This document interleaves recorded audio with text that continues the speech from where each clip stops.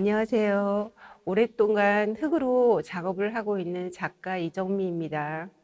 우물 시리즈는 2004년 첫 번째 개인전 할 때 처음 이제 선보였어요. 근데 그 작업을 한 거는 2000년 때부터 쭉 하다가 좀 정리가 됐을 때 개인전을 했어요.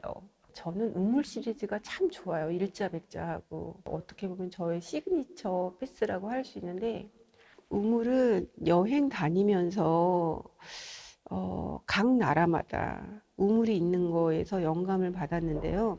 사실 우물이 인간한테 살면서 없어서는 안 되는 소재이기도 하고, 그리고 또 우물이 종류가 많아요.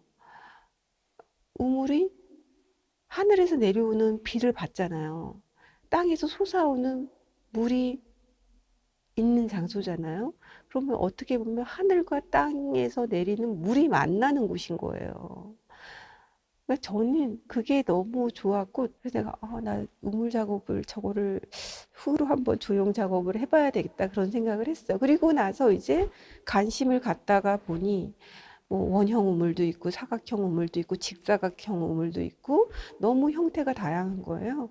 그래서 그거를 모티브로 해서 정사각형 우물도 하고 우물에서 뭐 한쪽으로 모여지. 근데 그거를 이제 처음에 우물 작업을 해서 작업을 하다 보니까 우리나라 상보자기 같은 느낌이 나는 거예요. 처음 작업한 거는. 그래서 저는 우물이라고 작업을 했는데 그거를 사가지고 가시는 어떤 외국인 분이 이거 너무 한국적인데 이거 한국 상보자기 같다 그러시더라고요. 그래서 가만히 저도 보니 상보자기에 이거 이렇게 제가 면을 뜯고 막 이런 부분들이 그렇게 느껴지는 거예요. 그래서 이제 그런 부분, 그렇게 작업을 계속 하다가 조금 더 그런 붙이고 뜯어내고 하는 것들을 좀 단순화시켜서 점점 그런 걸 지워나갔어요. 점점 더. 처음에는 더 많이 붙이고, 더 많이 파고, 더 뜯고, 막 이런 조금 더 복잡한 형태다 보니까 상보자기 같은 느낌도 있었거든요. 그러다가 이제 그거에서 조금 더 쳐내고, 버리고, 좀 간결하게 바뀌고, 그리고 원형도 조금 더 뭐 여러 가지 시리즈들이 있는데 그것들도 이제 시간이 가면서 조금 더 단순하게 바뀐 것 같아요. 처음 작업보다. 결정류가 그때 나왔어요. 블루 결정류가. 근데 그 이유가 제가 가스가마하고 전기가마만 쓰다가 기름가마를 썼어요. 그러니까 안성 작업실에 홍대 대학원에서 쓰던 기름가마를 옮겨와서 쓰는 게 있었거든요. 그래서 그 기름가마의 상단과 하단의 온도 편차가 굉장히 심해요. 그래서 맨 하단에 놓은 블루 유약이 녹는 점과 녹지 않는 점, 그 다음에 급냉의 과정을 통해서 결정이 생긴 거예요. 지금의 결정이. 그래서 같은 유약의 데이터라도 때는 소송 시간, 온도 변화, 위치에 따라서 공간은 적재되는 공간의 공기의 흐름에 따라서 새로운 결정이 생긴다는 걸 알게 됐죠.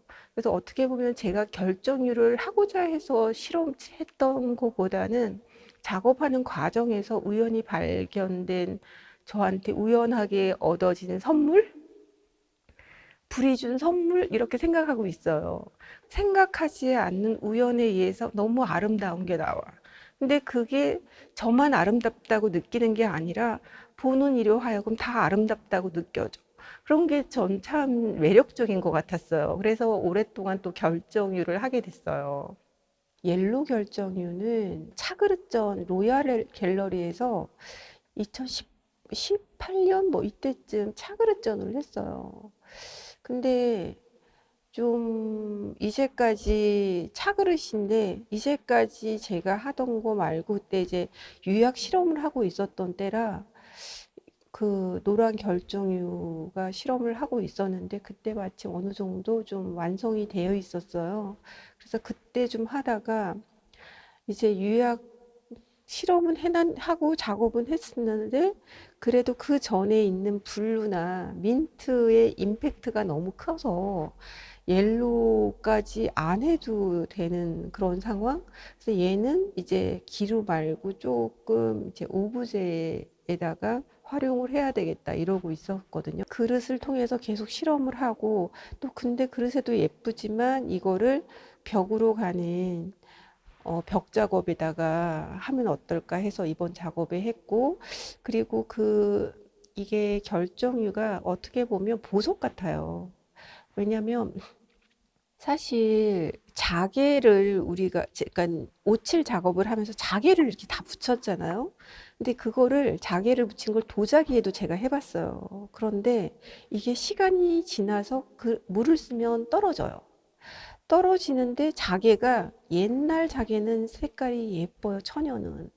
인공 자개는 색깔이 그렇게 아름답지가 않아요. 근데 저의 자개 결정은 천연 자개에 가까워요, 색이. 그러니까는 자연 인공 자개는 저기에 블루빛이 더 강해요. 그래서 저는 그 자개를 싫어하거든요. 그래서 천연 자개를 보면 옐로끼의 펄, 진주에 가까운 색이 많아요.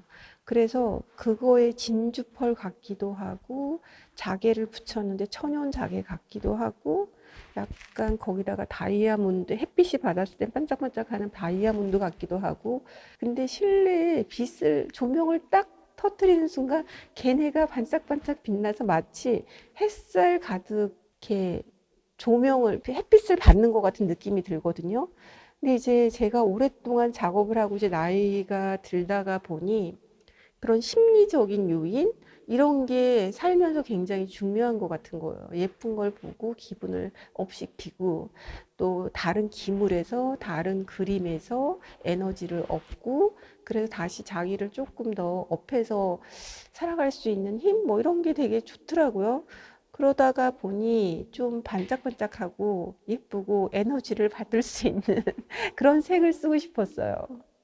저는 색이 굉장히 중요하다고 생각해요. 왜냐하면 저희가 사실은 저희 나라는 봄, 여름, 가을, 겨울 사계절이 있잖아요. 그 사계절이 있기 때문에 겨울색이 있고 여름색이 있고 뭐 이렇게 딱 연상되는 게 있고 가을이 되면 단풍 구경하러 가느라고 사람들이 그냥 다 산으로 둘러서 나가고 봄에는 벚꽃 구경 가고 그게 다 사실은 색이거든요. 그러니까 그런데다가 자연이 주는 색은 사실 사람이 이길 수가 있을까? 뭐 이런 생각을 참 많이 했어요. 그러니까 뭐, 참, 진짜 제가 특히 이 시골에서 작업을 이제 안성부터 해서 시골에서 작업을 한 지 벌써 20년 넘게 작업을 했잖아요. 서울에 있을 때는 몰랐는데 제가 시골의 작업실을 가지면서 얻게 된 가장 큰 행운이 자연의 색에 더 많이 이렇게 가까워졌다고나 하나까? 그리고 또 이 색이 주는 이 아름다움과 감동, 이런 거에 되게 많이 제 작품에 도입할 수 있는 계기가 됐을 것 같아요. 그러다가 보니까 약간 뭐 그런 거 있잖아요. 몸이 너무 예쁜 여자가 예쁘고 색깔 예쁜 옷을 입혔을 때 느낌과 그 사람한테 그냥 안 예쁜 몸빼 바지에 이상한 옷을 입혔을 때랑 똑같은 게 색인 것 같아요. 비유를 하자면. 그래서 색이 그만큼 중요하다는 생각을 하거든요. 그래서 그러다 보니까 근데 유약에서 나오지 않는 그 유약은 광택도 있고 물론 무광유도 있지만 그 무광유가 포스터 컬러나 또는 오칠이 주는 느낌하고는 또 틀리거든요.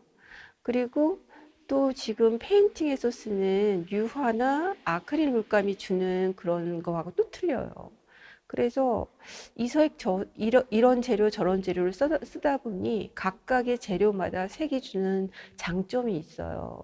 그래서 저는 앞으로는 그냥 정말 뭐 유약이 줄 때 주는 효과가 가장 극대화된 것과 또 아크릴이 주는 유화 물감이 주는 장점을 그냥 섞어서 작업하고 싶다는 생각을 해요. 그게 기일 때는 안 되죠. 기는 유약만큼 유약이 최고예요. 더 이상 따라갈 수 있는 게 없는데 오브제나 벽으로 가는 작업은 유약 외에도 좋은 재료가 너무 많은 것 같아요. 그래서 벽으로 가는 작업에 있어서는 좀 다양한 색과 재료를 쓰려고 하고 있어요. 벽 작업은 그러니까 첫 번째 개인전 우물을 할 때 제목이 사실은 그때 창밖의 풍경이었어요. 왜냐하면 창밖에 있는 것들이 어, 수출도 있고 우물도 있고 돌도 있고 뭐든지 다 있는 거예요. 선도 있고. 그래서 이렇게 너무 여러 가지 소재를 주제로 작업한 거를 그때만 해도 또 욕심이 많고 막 다 내가 한 걸 다 보여주고 싶은 생각이 있어서 한꺼번에 다 한 거예요. 일자백조도 보여주고 우물도 보여주고 벽 작업 중에서는 이제 제가 그러니까 한옥에서 비가 오면 비가 쫙 내리잖아요. 그럼 그 선을 손으로 흙에다가 선으로 쫙 그어서 비를 표현한 도벽 작업도 같이 했었어요. 그래서 그때 시리즈들은 그냥 흙판을 크게 밀어가지고 그건 자연스럽게 그 흙의 물성을 이용해서 그냥 선, 비 뭐 이런 걸 표현하는 작업을 했거든요. 그로부터 항상 이제 전시를 하면 저희가 입체를 하기 때문에 뒤에 벽이 항상 비잖아요. 좀 그 비어진 공간을 그냥 놔두기는 사실은 너무 아깝고 그래서 항상 전시가 하게 되면 어느 한쪽에는 벽을 활용하는 작업을 하다 보니 항상 벽 작업을 같이 했어요. 이번 작업은 그동안 제 작업을 보시면 알겠지만 모든 일자백자에 흙의 선이 이렇게 올라오잖아요.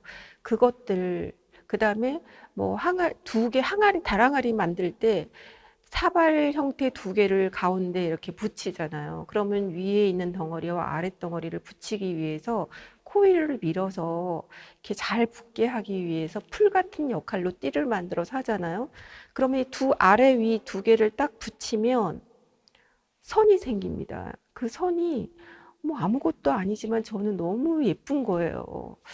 그래서 이 선들만 모으면 어떨까 이런 생각을 했어요. 캔버스 작업을 할 때 코일을 쫙 밀어놓고 이렇게 선을 쫙 계속 붙이면 어떻게 보면 그림 그릴 때 선 연습하는 거예요. 그러니까 처음에 어, 일자백자 할 때는 선을 입체로 표현했다면 이번에는 모든 작업에 들어가는 코일링, 가장 어떻게 보면 어린애들이 컵 만들 때 가장 기본적인 방법이 코일링으로 컵을 만들고 접시 만들고 뭐 볼 만들고 초보자들이 하는 기법이거든요. 근데 그 가장 초보자들이 하는 기법인 코일이 모여서 이번 작업이 된 거거든요. 이 반복적인 단순한 하잘 것 없는 선들이 모였을 때 주는 힘. 그러니까 그리고 우리가 들판에 갔을 때 페랭이꽃 뭐 이렇게 잡초들이 하나 있으면 힘이 없지만 그게 수만이 한꺼번에 모였을 때 그 임팩트는 와 감동은 상상할 수가 없잖아요. 그거와 똑같은 느낌? 그런 느낌을 받으면서 작업했던 것 같아요.